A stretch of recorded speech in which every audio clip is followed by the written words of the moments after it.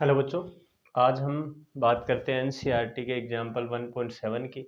कोई electron 2.0 into 10⁴ Newton प्रति coulomb परिमाण के एक समान विद्युत क्षेत्र में 1.5 सेंटीमीटर दूरी तक गिरता है, जैसे चित्र 1 में दिखाया गया। तो इस चित्र 1 में देखो, एक समान विद्युत क्षेत्र है और इस विद्युत क्षेत्र का परिमाण है E = 2 into 10⁴ Newton coulomb inverse. ठीक है। विद्युत क्षेत्र की दिशा प्लस आवेश से माइनस आवेश की ओर होती है। तो ये एक नीचे प्लेट है जिस पर प्लस आवेश है, एक ऊपर की तरफ प्लेट है जिस पर माइनस आवेश है। और विद्युत क्षेत्र की दिशा यानी ये जो लाइनें हैं ये ई की दिशा को व्यक्त कर रही है और ई की दिशा है वो नीचे से ऊपर की ओर है। ओके।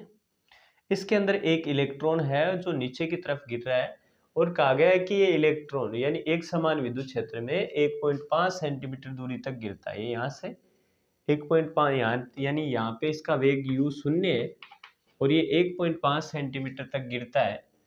तो और भी देखो e की वैल्यू हो गई। अब अपने पास ये यानी जो डिस्टेंस है h = हो गई 1.5 सेंटीमीटर।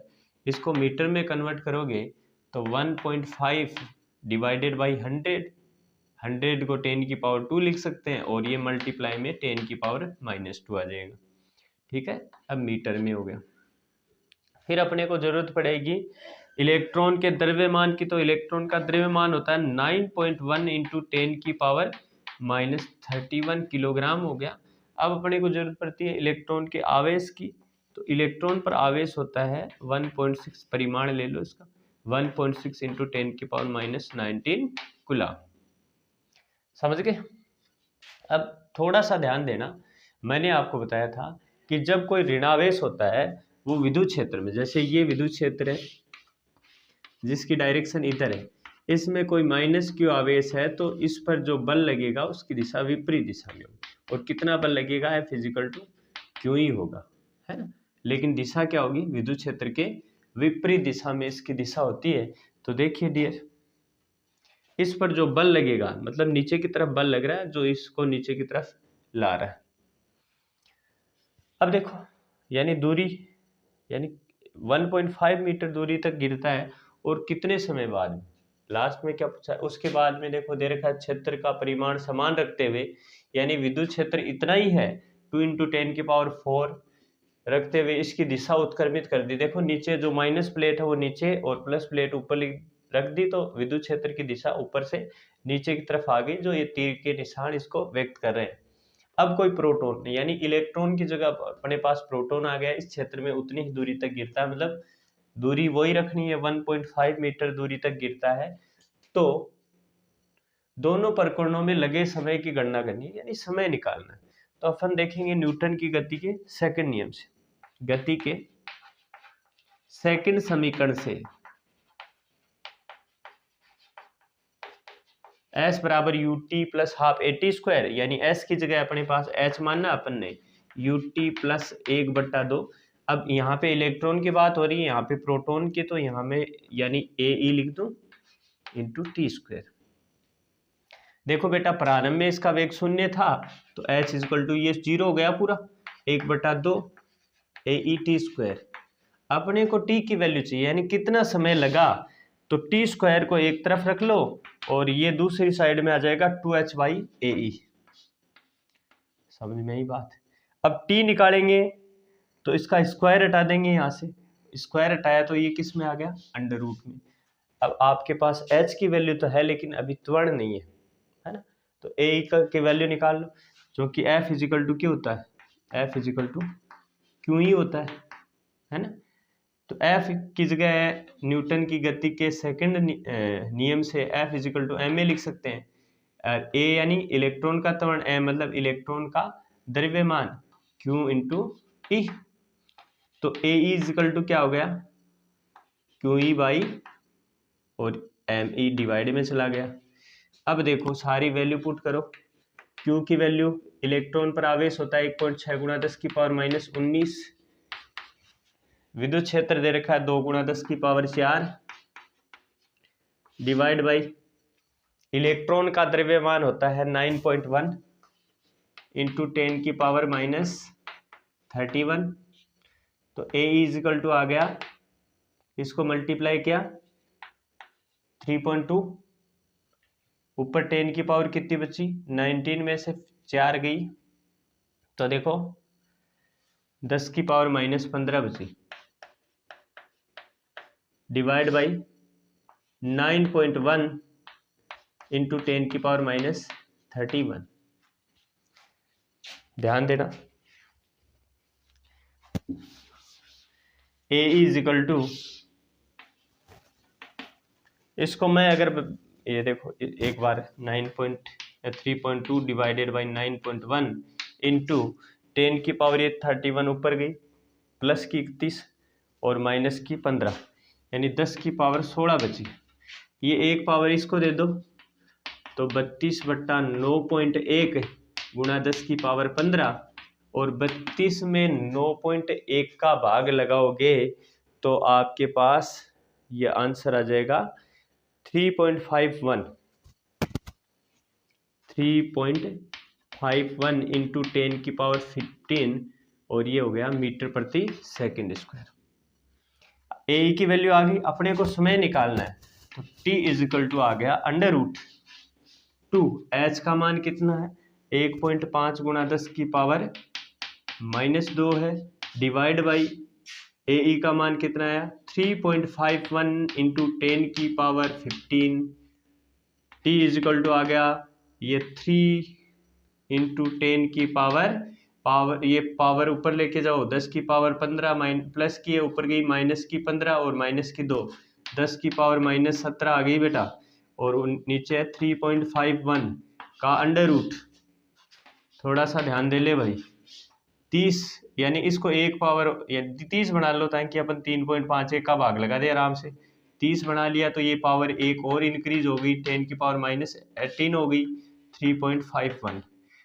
देखो डियर, अगर आप 30 में 3.51 का भाग लगाओगे तो आपके पास आ जाएगा 8.547, 8.547 गुणा 10 की पावर माइनस 18। ठीक है, अगर आप 8.547 का अंडर रूट करोगे तो ये आएगा लगभग 2.9, इसका आ गया अंडर रूट 2.9 गुणा 10 की पावर आधी हो जाती है तो माइनस का 9 सेकेंड, और आप इसको 10 की पावर माइनस 9 उठाओ तो 2.9 नैनो सेकेंड भी लिख सकते हो। समझ में आई? तो इलेक्ट्रॉन को 1.5 सेंटीमीटर तक गिरने में इतना समय लगेगा। समझ में आई बात? देखो इसका अपन सेकंड पार्ट सोल्व करते हैं, बी पार्ट। तो बी पार्ट में भी ई की वैल्यू तो इतनी ही है, यानी परिमाण समान रखना है, इतनी ही दूरी तक दूरी भी इतनी रखनी है। अब देखो प्रोटॉन गिर रहा है तो प्रोटॉन का द्रव्यमान काम आएगा M P is equal to 1.67 into 10 की पावर माइनस 27 किलोग्राम होता है, और प्रोटॉन के ऊपर जो आवेश होता है वो 1.6 इंटू 10 की पावर माइनस 19 कूलाम होता है। ठीक है, तो वही न्यूटन की गति का द्वितीय समीकरण, गति के सेकंड समीकरण से एच बराबर U T plus half A P, proton का त्वरण इंटू टी स्क्वायर। देखो बेटा प्रारंभिक यहाँ पे भी प्रोटॉन है, जो प्रारंभ में तो वेग इसका क्या था, प्रारंभ में वेग शून्य था तो ये पूरा पद शून्य हो गया, h is equal to 1/2 a p t square आ गया। ओके, अपने को टी की वैल्यू निकालनी है तो टी इजिकल टू आ गया, ये देखो 2 इधर ले जाओ 2h ए पी डिवाइड में आ गया और का अंडर रूट। अब प्रोटॉन का त्वरण निकालना है, तो त्वरण निकालने के लिए कौन सा फॉर्मूला यूज करोगे आप, वही F equal to Q E होता है।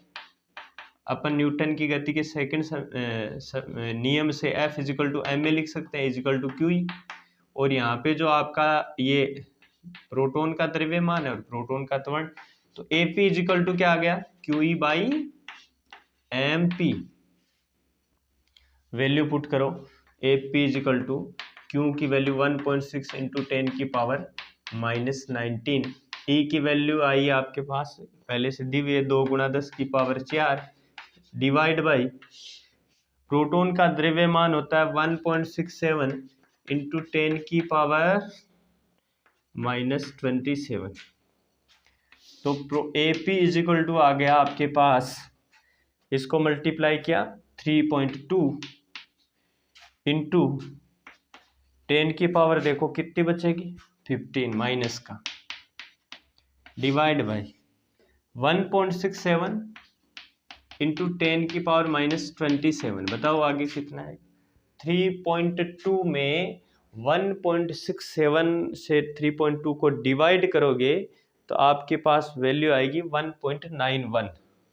कितनी आएगी 1.91 इंटू 10 की पावर 27 ऊपर गई प्लस की 27 हो गई, 15 निकालेंगे तो 10 की पावर 12 प्लस की मीटर प्रति सेकंड स्क्वायर। ये प्रोटॉन का त्वरण आ गया बेटा। अब टी यानी समय निकालना है, कितना समय लगेगा, तो आप इसमें वैल्यू रख दो 2 इंटू एच का मान 1.5 गुणा 10 की पावर -2 डिवाइड बाई एपी का वैल्यू है 1.91 इंटू 10 की पावर 12 है, तो टी हो गया अंडर रूट 3 बटा 1.91 गुणा 10 की पावर 12 ऊपर गई माइनस की 12 10 की पावर -14 हो गई। और बेटा 3.3 में 1.91 का भाग लगाओगे तो आपके पास वैल्यू आएगी 1.57। भाग लगाओगे तो 1.57 इंटू 10 की पावर -14। अगर आप इसका अंडर रूट कर दोगे तो आएगा 1.25 और 10 की पावर -14 का अंडर रूट 10 की पावर -7 और ये समय लगेगा 10 यानी सेकंड। समझ गए। देखो दो बिंदु आवेश Q1 तथा Q2 जिनके परिमाण 10 माइक्रोकूलम यानी 10 की पावर -8 कूलम, तो Q1 की वैल्यू प्लस में है 10 की पावर -8 कूलम तथा 10 की पावर -10 की पावर -8 यानी Q2 की वैल्यू नेगेटिव है माइनस का 10 की पावर -8 कूलम एक दूसरे से 0.1 मीटर की दूरी पर है। तो यहाँ से लेके यहाँ तक की डिस्टेंस 0.1 मीटर है और ये A बीच का बिंदु है, तो इसका मतलब आधी दूरी 0.05 हो गई, यानी 0.1 का आधा 0.05 और ये आधी 0.05। चित्र में दर्शाए अनुसार ए बी तथा सी पर विद्युत क्षेत्र परिकलित कीजिए। ये ए बिंदु है, ये बी बिंदु है और ये सी बिंदु है। तीनों बिंदुओं पर अलग अलग विद्युत क्षेत्र ज्ञात करना है। इसके 3 आंसर आएंगे। तो पहले अपन देखते हैं बिंदु ए पर। बिंदु ए के लिए समझते जाना, Q1 आवेश है, मैं लिखूंगा कि भाई Q1 के कारण ए पर विद्युत क्षेत्र Q1 प्लस का आवेश है, यहां से 0.05 मीटर डिस्टेंस पे बिंदु ए है, प्लस आवेश के कारण ए पर विद्युत क्षेत्र की तीव्रता इसको मिलाने वाली रेखा पर बाहर की तरफ होती है। तो इस प्लस Q1 आवेश के कारण ए पर तीव्रता है E1A, इसकी दिशा इधर मैंने मानी है। तो E1A इजकल टू क्या हो जाएगा, E1A बिंदु आवेश के कारण विद्युत क्षेत्र की तीव्रता का सूत्र होता है KQ1, इसके बीच की डिस्टेंस है 0.05 का होल स्क्वायर। समझ में आई बात। आप इसको K की वैल्यू रख दो 9 गुणा 10 की पावर 9, फिर Q1 की वैल्यू रख दो 10 की पावर -8 डिवाइड बाई 0.05, यानी आप इसको ऐसे लिख सकते हो ना 5 गुणा 10 की पावर -2 का होल स्क्वायर, ऐसे लिख सकते हैं 0.05 को। तो ये आ गया, देखो बेटा 9 10 की पावर -9 प्लस की 9 और माइनस की 8, तो प्लस की 1 बची 10 बचा, 10 को 9 से मल्टीप्लाई किया 90 आ जाएगा। 90 बटा 5 को 5 का स्क्वायर हो गया 25 और 10 की पावर -2 का स्क्वायर 10 की पावर -4 हो गया।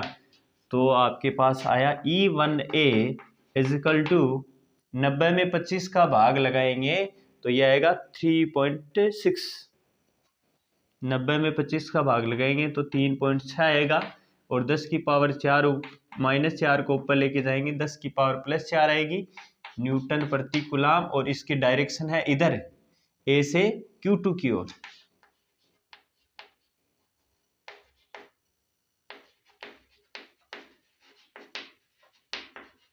आप इसको Q1 से A की ओर भी लिख सकते हो। अच्छा भाई, अब दूसरा यानी ए बिंदु पर और कौन विद्युत क्षेत्र की उत्पन्न कर रहा है? ये Q2 आवेश भी तो उत्पन्न कर रहा है। Q2 आवेश नेगेटिव है, इसलिए Q2 के कारण ए पर तीव्रता की दिशा इस आवेश की तरफ ही होगी। तो E2A है वो Q2 के कारण ए पर तीव्रता है। इधर दिशा क्यों आई? क्योंकि यहाँ पे नेगेटिव आवेश और ऋण आवेश के कारण तीव्रता की दिशा दिए गए आवेश की तरफ होती है। तो Q2 के कारण ए पर विद्युत क्षेत्र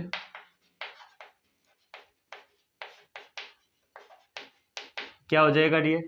E2A बराबर KQ2 डिवाइड बाई 0.05, यानी इसके और इसके बीच की डिस्टेंस भी 0.05 है, होल स्क्वायर आ गया।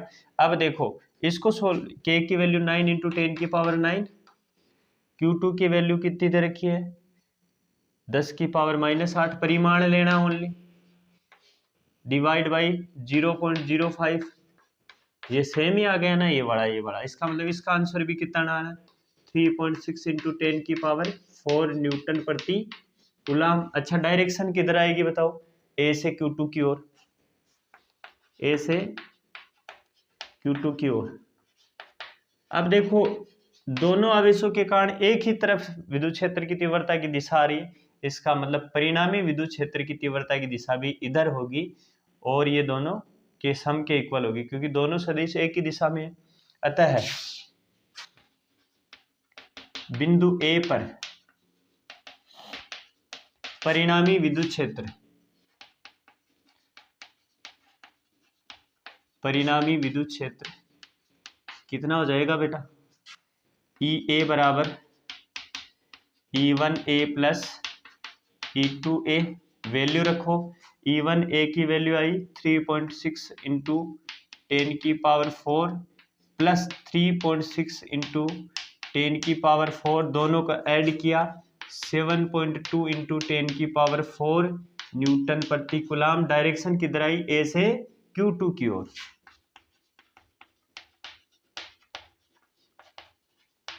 यानी दोनों तीव्रताओं की दिशा इधर है, तो परिणामी तीव्रता की दिशा भी इन दोनों तीव्रताओं की दिशा में ही होगी। तो ये तो बिंदु ए की बात होगी। अब आएंगे बिंदु बी पर, तो लिख देंगे बिंदु बी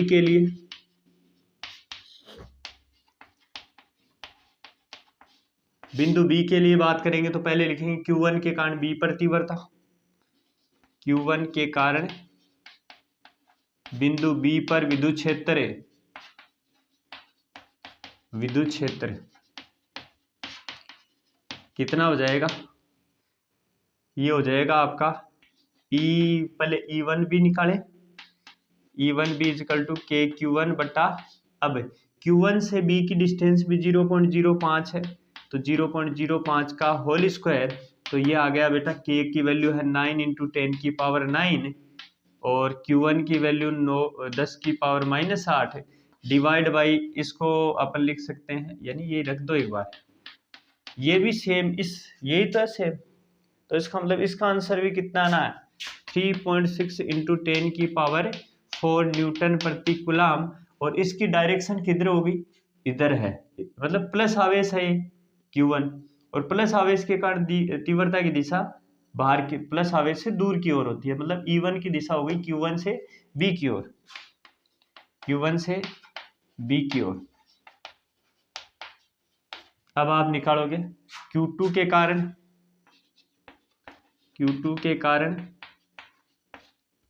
बिंदु B पर विद्युत क्षेत्र,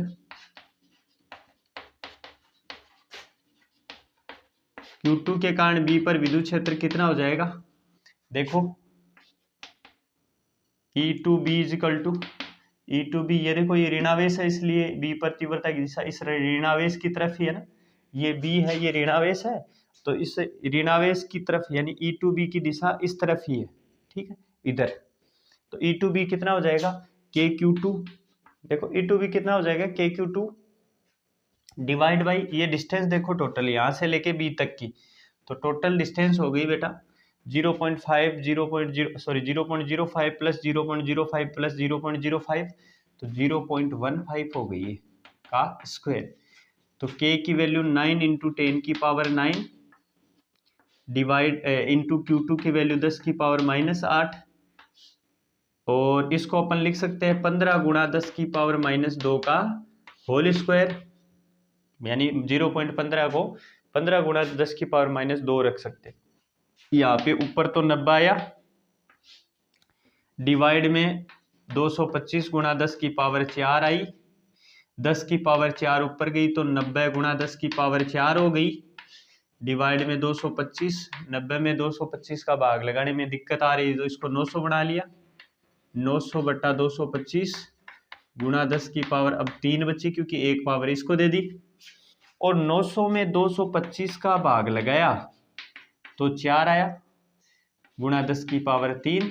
अब देखो अपन जोड़ेंगे या घटाएंगे तो यहाँ पे एक में 10 की पावर 4 आ रही है, एक में 3 आ रही है, या तो इसकी 10 की पावर 3 बनाओ इसको, या इसको 10 की पावर 4 बना लो, इसको मैं वापस 10 की पावर 4 बनाऊं तो ये हो गया 0.4। अब अपन इसको 10 की पावर 4 लिख सकते हैं न्यूटन प्रति कूलम, और इसकी दिशा B से Q2 की ओर, B से Q2 की ओर।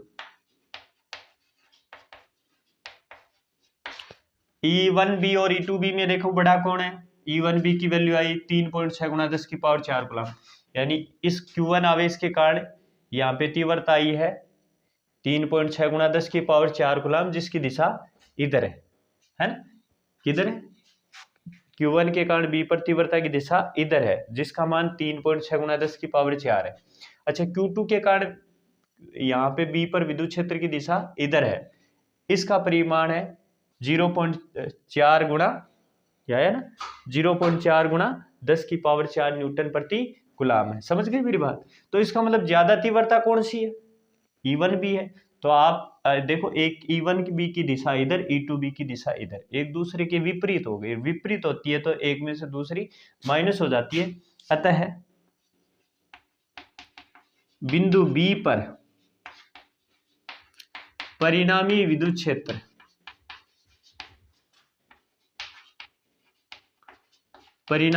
क्षेत्र EB इजिकल टू हो जाएगा E1B माइनस E2B, वैल्यू रख दो, E1B की वैल्यू 3.6 इंटू 10 की पावर 4 और E2B की 0.4 इंटू 10 की पावर 4। E1B की वैल्यू ये रही, E2B की वैल्यू ये रही, माइनस कर दिया तो ये आएगा 3.6 में 0.4 तो 3.2 गुणा 10 की पावर 4 न्यूटन प्रति कूलम, और दिशा उधर ही होगी जो तीव्रता ज्यादा थी। तो Q1 के कारण यानी E1B अधिक है, इसलिए दिशा इस तरफ होगी, Q1 से B की ओर,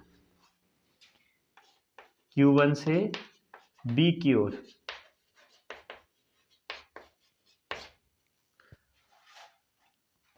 अब देखो तीसरा पार्ट, बात करते हैं अपन बिंदु C के लिए।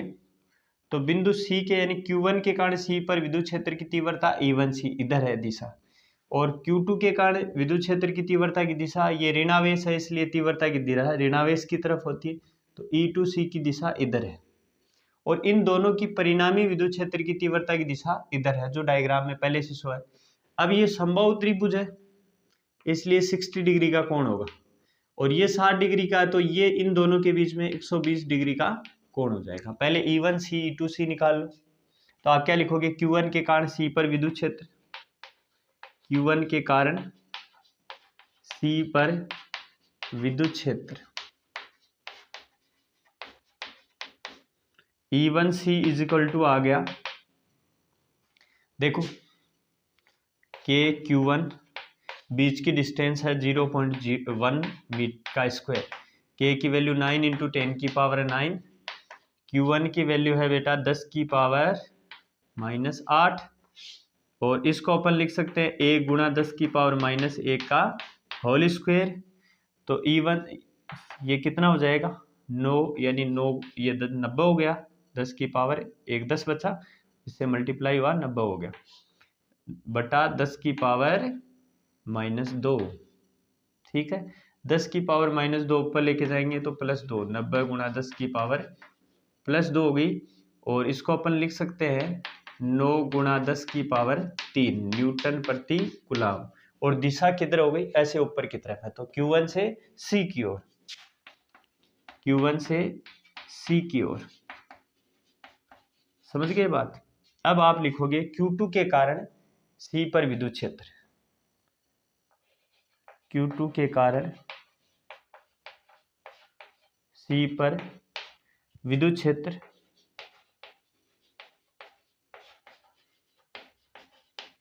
E2C बराबर हो गया E2C बराबर KQ2 बटे 0.0 यानी 0.1 का होल स्क्वायर, ये डिस्टेंस भी 0.1 मीटर है। ये 9 × 10 की पावर 9 × 10 की पावर -8 डिवाइड बाई 0.1 का स्क्वायर, मतलब सेम ही वैल्यू है। इसका मतलब यही आंसर आना है 9 × 10 की पावर 3 न्यूटन प्रति कूलाम। और डायरेक्शन हो गई C से Q2 की ओर।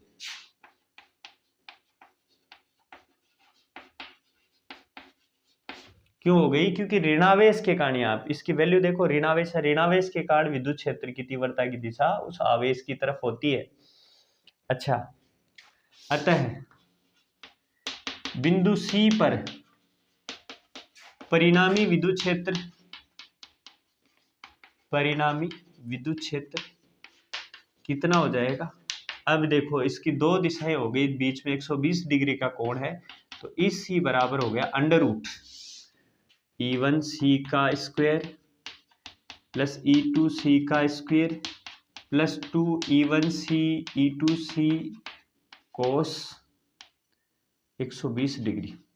देखो दोनों एक ही दिशा में हो तो दोनों ऐड हो जाते हैं, दोनों एक दूसरे के विपरीत दिशा में हो तो अधिक वाले में यानी बड़े वाले से छोटे वाला वेक्टर घट जाता है। लेकिन दोनों ऐसे थीटा कोण पर आ जाए, तो थीटा कोण पर आ जाए तो इसका परिणामी निकालने का ये फॉर्मूला है। तो EC बराबर E1C की वैल्यू आई 9 × 10 की पावर 9 × 10 की पावर 3 का होल स्क्वायर, E2C की भी इतनी है 9 × 10 की पावर 3 का होल स्क्वायर प्लस 2, देखो E1C की भी 9 × 10 की पावर 3 और इसकी भी 9 × 10 की पावर 3, तो अपन इसको लिख सकते हैं 9 × 10 की पावर 3 का स्क्वायर और 120 डिग्री का मान -1/2। देखो बेटा 2 से 2 कैंसिल हो गया, ये प्लस माइनस यहाँ पे माइनस आ जाएगा, तो ये 9 × 10 की पावर -3 का स्क्वायर तो माइनस का, और ये 9 × 10 की पावर 3 का स्क्वायर प्लस का, तो ये दोनों पद भी कट गए आपस में, है ना, ये दोनों पद भी आपस में कट गए। तो बच्चा कौन, ये बच्चा इसका √ तो √ और होल स्क्वायर कैंसिल हो जाएंगे, तो इस इक्वल टू आया 9 × 10 की पावर 3 न्यूटन प्रति कूलाम। और इसकी दिशा इधर है, तो ये भाग क्या है, दायां ओर, तो लिख देंगे दाईं ओर। तो ये बिंदु C पर विद्युत क्षेत्र की तीव्रता प्राप्त हुई। ओके।